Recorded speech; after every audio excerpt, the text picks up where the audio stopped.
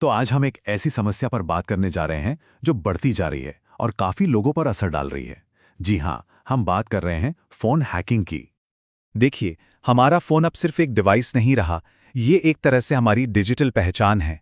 इसमें हमारी निजी बातें, तस्वीरें, सारे पासवर्ड और सबसे ज़रूरी बैंकिंग ऐप्स होते हैं। तो इसकी सुरक्षा कितनी अहम है, ये सोचना लाज़मी है।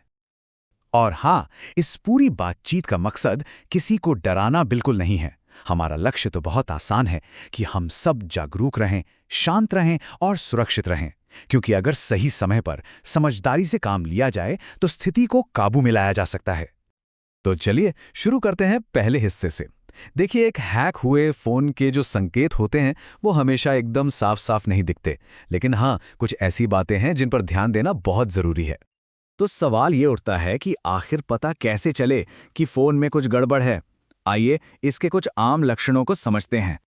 अच्छा, तो यहाँ कुछ आम संकेत हैं जिन पर नज़र रखनी चाहिए। जैसे अगर फ़ोन की बैटरी अचानक से बहुत तेज़ी से ख़त्म होने लगे, या फिर फ़ोन इस्तेमाल ना करने पर भी हल्का गर्म सा लगे। कभी ऐसा हुआ है कि फ़ोन में कोई ऐसा ऐप दिख गया जो इंस्टॉल ही नहीं किया, या फिर ऐसे ओटीपी आने लगे जिनके लिए अनुरोध ही नहीं किया। ये सब खतरे की घंटी है। इनके अलावा अजीब से पॉपअप या विज्ञापन का दिखना भी एक संकेत हो सकता है। इन चीज़ों को पहचानना ही आगे बढ़ने का पहला कदम है। ठीक है, तो अगर ऐसा कोई शक हो कि फोन हैक हो गया है तो तुरंत कुछ कदम उठाने होते हैं।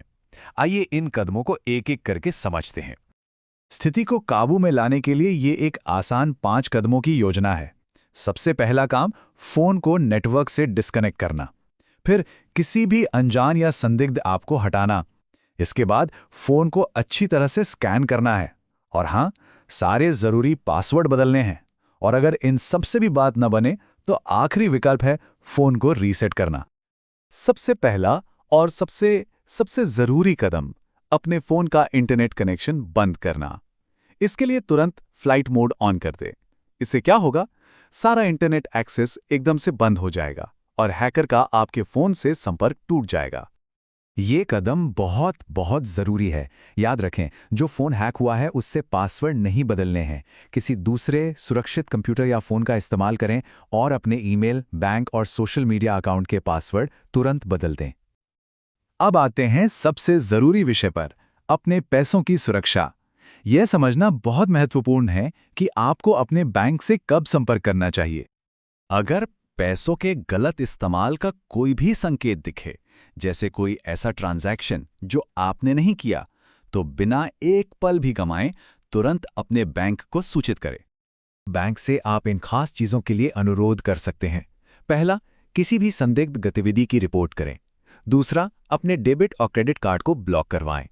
तीसरा, यूपीआई एक्सेस को फ्रीज करवाएं। और चौथा, अपने खातों को सुरक्षित करने के लिए उनसे मदद मांगें।